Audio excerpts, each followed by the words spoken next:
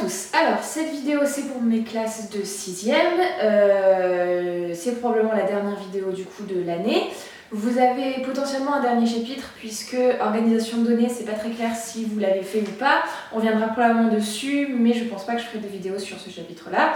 Donc cette vidéo sera probablement la dernière, à part si vraiment vous m'en demandez une supplémentaire pour résumer ce que vous avez vu sur l'organisation de données. Du coup, ce chapitre-là, c'est le chapitre sur les volumes et en particulier les parallélépipèdes rectangles. Ce mot, c'est sûr que je vais mal le prononcer tout le long de la vidéo, donc c'est pas grave, voilà. Hein. Alors, les parallélépipèdes rectangles et les volumes, c'est parti. Donc déjà, définition d'un parallélépipède rectangle, c'est ça. Hop. Qu'il est beau. Voilà, donc c'est un solide à 6 faces, dont chaque face est un rectangle. D'accord? Donc voilà, là d'après ce qu'on voit, chaque coin, comme il y a des élèves de ma classe qui les ont appelés, ce sont des sommets en réalité. D'accord? Donc là, on peut s'apercevoir qu'un parallélépipède rectangle a du coup 8 sommets. Il a également 12 arêtes, 6 faces, on l'a dit tout à l'heure, qui sont toutes des rectangles. Ok, et du coup, on le dessine en 3 dimensions. Donc là, en fait, le grand pas pour vous, c'est qu'on est passé de votre chapitre préféré qui était périmètre et aire, où tout est en 2 dimensions, à maintenant, ça y est, on fait de la 3 dimensions. Donc, on a une perspective, et notamment, là, ce que je vous dessinais, c'est ce qu'on appelle une perspective cavalière, c'est-à-dire qu'on va représenter les arêtes qui sont cachées en pointillés. D'accord? Si j'enlevais les pointillés, on va le faire. Si j'enlève les pointillés, là, vous avez représenté un parallélépipède rectangle tel que vous le verriez de face, d'accord? Vous verriez que ça, vous, du parallélépipède rectangle, une espèce de brique, en fait. Et quand vous dessinez en perspective cavalière, c'est que vous représentez aussi ce qui est caché, ce que vous n'êtes pas censé voir, mais vous savez que ça existe, donc vous le représentez avec des pointillés.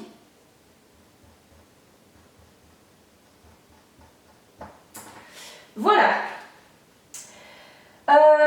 Donc, on va leur donner des noms.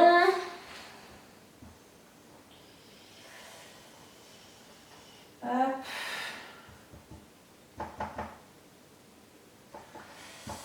Voilà. Donc, niveau vocabulaire, si je prends n'importe quoi, genre EF c'est une arête. D'accord? Donc, le segment EF est une arête. A, c'est un sommet. D'accord? Et si vous prenez une face, pour nommer une face, vous prenez juste tout simplement le nom de ces sommets dans l'ordre. C'est-à-dire que AEFB, c'est une face. D'accord? AFBE, ce n'est pas une face. Vous devez vraiment dire les lettres dans l'ordre dans lequel vous... Enfin, elles doivent se suivre, quoi. Elles doivent être toutes reliées par une arête. D'accord? Donc AEFB, c'est une face. ABCD, c'est une face. Ok. Voilà, cas particulier, un cube, c'est tout simplement un parallélépipède rectangle dont toutes les faces sont des carrés. D'accord. Voilà, la perspective cavalière, je viens de vous le dire. Et sinon, après, il y a tous les trucs logiques. Par exemple, si vous prenez la face EFGH, elle est parallèle à la face ABCD. D'accord? Si vous prenez, on appelle ça des plans aussi, mais bon, ça c'est peut-être un peu plus tard. Mais globalement, le plan là qui représente un petit peu le sol, si vous voulez, si vous regardez ça comme si c'était la pièce, en fait ça ce serait le sol, ça ce serait les murs, et puis ça ce serait le plafond, d'accord? Donc le sol et le plafond sont parallèles, les murs sont parallèles, en tout cas si le maçon a bien fait son taf, d'accord? Donc globalement vous avez ça, et notamment si vous prenez un mur et le sol, ça va être perpendiculaire. Donc la face ABCD est perpendiculaire à la face ABFE. D'accord? Voilà. Si vous prenez des arêtes qui sont perpendiculaires, par exemple, vous avez BF qui est perpendiculaire à FG. Donc vous avez remarqué, il faut qu'il y ait un sommet en commun. Ok? Vous ne pouvez pas, par exemple, dire que FB et AD sont perpendiculaires. Ça se dit pas. Alors, la vraie façon de faire, c'est parce qu'elles sont pas dans le même plan. Donc voyez ça, c'est pas sur la même feuille. Cette arête-là et cette arête-là, vous pouvez pas les mettre sur la même feuille. Donc la perpendiculaire, ça se dit pas. Il y aura un autre mot que vous verrez beaucoup plus tard, mais perpendiculaire, c'est pas bon. Il faut vraiment qu'il y ait un sommet en commun, d'accord? Voilà, et ben c'est cool. Je pense que vous avez vu que ça, donc on va pouvoir passer au volume et notamment aux unités de volume. Alors, les unités de volume. Donc, on avait vu que pour les longueurs, c'était les mètres. Pour les aires, c'est les mètres carrés, donc puissance 2. Pour les volumes, on est en dimension 3, donc c'est une puissance 3, d'accord? Donc, l'unité de volume, c'est le mètre cube, on appelle ça un mètre cube. C'est un mètre cube, c'est le volume d'un cube qui fait 1 mètre de côté, d'accord? Donc si vous prenez un cube, aucune idée de si ça va ressembler à un cube, tout ça, hop, oh là là, c'est pas parallèle, voilà. Si vous prenez un cube dont chaque arête fait 1 mètre, le volume de ce cube-là, ce sera 1 mètre cube, et c'est l'unité de référence pour les volumes, d'accord? Donc, comment ça fonctionne?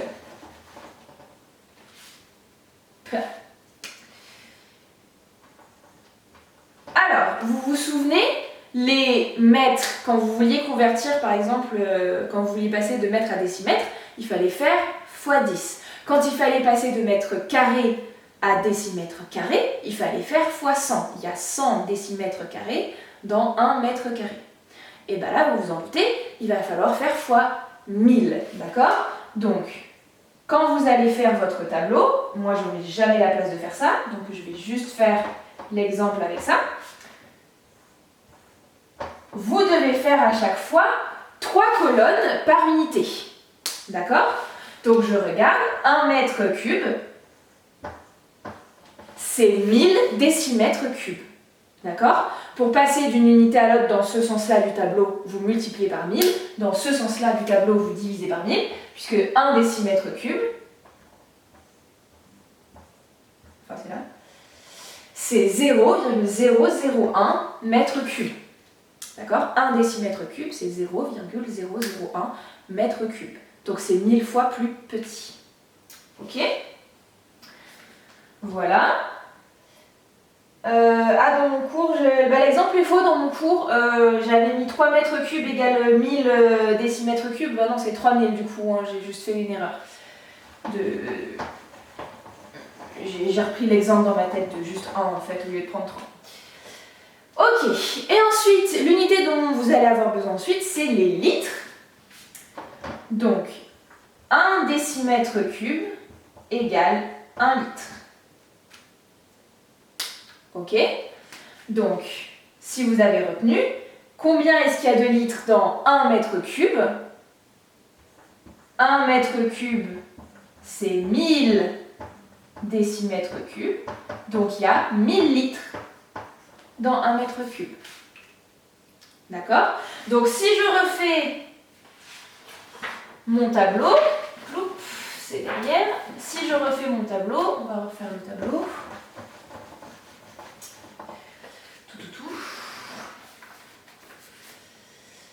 Alors. Mais oui, mais ah là là. Moi, ça va jamais rentrer là.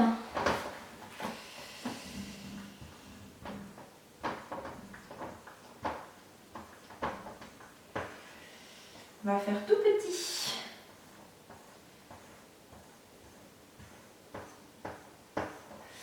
Donc, on a dit que 1 litre c'était là. D'accord? Et là, par contre, vous prenez de 1 en 1. Hein, parce que les litres, il n'y a pas de puissance. C'est comme les mètres. Donc, vous avez de 1 en 1. Donc, vous prenez les colonnes intermédiaires, entre guillemets. Ok? Donc là, vous avez 1 décalitre. Là, vous avez 1 hectolitre. Là, vous avez 1 kilolitre. D'accord? Donc 1 mètre cube, c'est 1 kilolitre. C'est logique, hein, puisque c'était 1000 litres. D'accord? Là, vous avez 1 décilitre. Là, vous avez 1 centilitre. Et là, 1 millilitre. Donc 1 millilitre, c'est 1 centimètre cube. Voilà, donc ça c'est vraiment le tableau dont vous aurez le plus besoin quand vous ferez des conversions de volume. Donc c'est à retenir.